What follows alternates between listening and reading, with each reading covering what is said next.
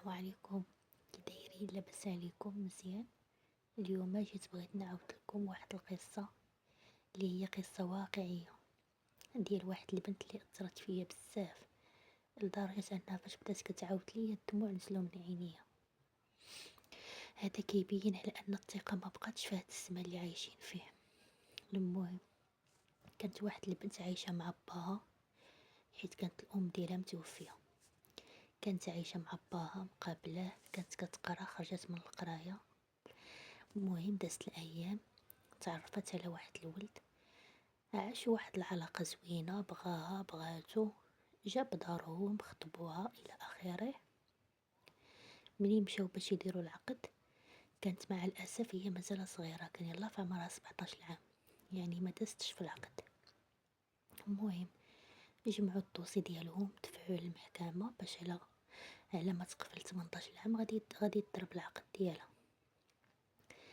داروا داكشي الاجراءات اللي داروهم. دازت واحد الايام وهي جات الام ديال الابن عند باها، قالت له علاش ما تعطيناش البنت على ما تقفل 18 عام ونمشيو للمحكمه يضربوا العقد. دابا راهم دافعين الدوسي في المحكمه. بقى الاب كيشوف، قال له واخا نتشاور مع بنتي ويكون خير.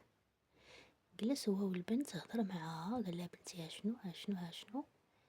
البنت مسكينه بكسات الفرحه خاص دي الولد اللي كتبغي، وافقات بعينيها مغمضه. المهم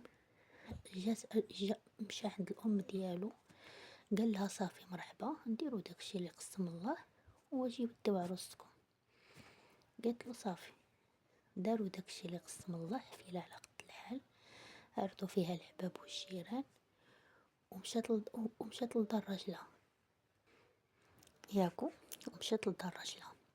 المهم دوزت داك السيمانه الاولى مزيانه، السيمانه الثانيه، الشهر الاول، الشهر الثاني، كلشي غادي على خير وبخير، كلشي كيتعامل معاها مزيان، مع العلم ان الزوج كانت عنده اختو كبيره واخوه صغير، يعني كان هو الوسطاني.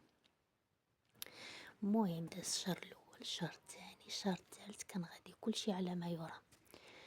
شويه وهي تقلب الاوضاع، رجعت لعجوزتها، كتخلي الحمل كامل عليها، يعني كتبقى الام وبنتها جالسين، والعروسه كتنوض، كتجمع، كتجفف، كتصبن، كطيب الغدا، جميع الاشغال ديال البيت كانت كديرهم.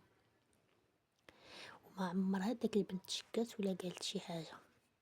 تقريبا قالت لك مرات بهذا الوضع هذا شي 3 شهور ولا 4 شهور. واحد النهار صافي البنت ما قداتش تفيق، بقات ناعسه، غلبها النعاس، بقات ناعسه. جات العكوزه كتدق عليها الباب، تنوضي فيها الفاعله. المهم كتعايرها، يا هادي يا هادي يا هادي. البنت ما قداتش تنوض، واخا هكا كبرات وناضت وقالت لها سمحيلي، وناضت دخلت للكوزينه بغات باش طيب، والو ما قداتش. كتشم الريحه ديال الطيب كتبدا ترد. خرجت قالت لها والله ما قديت نطيب. كتهضر معاها البنت بنيتها، راه ما خديتش خالتي، شنو. قالت لها كتفشي علينا، بغيتي طيبي مرحبا، ما بغيتيش طيبي غيجي راجلك وغنقول له شنو. والو البنت ما قداتش كاع طيب، سمحات في الطياب وخرجت. بقات جالسه كتجمع صافي، حتى لدرجه انه كيغلبها النعاس، كتبغي طيح في البلاصه اللي كتجمع فيها.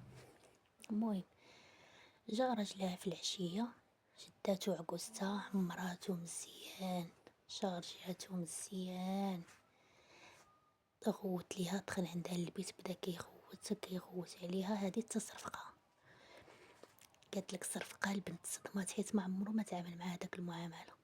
قالت ماشي مشكل، لحظه غضب غندوزها له. لا قلت لي عاوتاني هكا كتجي عكوزه كتدق عليه وهي ما كتقدش تنوض، كتدق عليها الباب وتفيقها والو. كتحاول ان داك البنت تنوض بالسيف عليها وتدير داكشي اللي قدات عليه. عاوتاني في العشيه كيجي راجلها، كتعمرو عليها عكوزتها مزيان، ويدخل عاوتاني يشد داك البنت يعطيها قتل هاد العصا.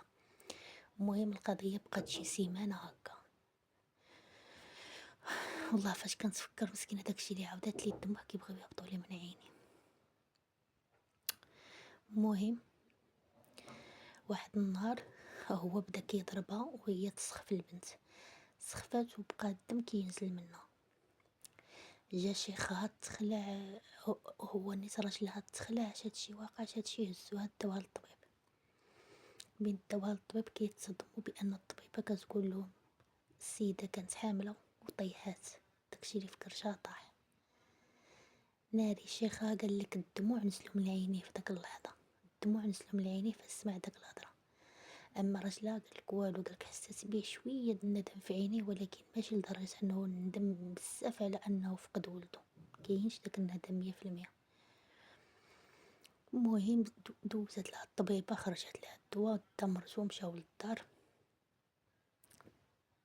تلقاتها عكوزتها في الباب، هي مازالتها ما دخلات، بدات كتسمعها في الهضره، قالت لا، هو يدور فيها راجلها، قال انا علاش الشيطان، راه المراه كانت حامله وراه طيحاتو. قالت له كانت حامله وكانت مخبيه علينا كيسحاب لها، كنا غادي نحسدوها وها ربي بغاها لها، هي ما فرحاتش بيه كاع.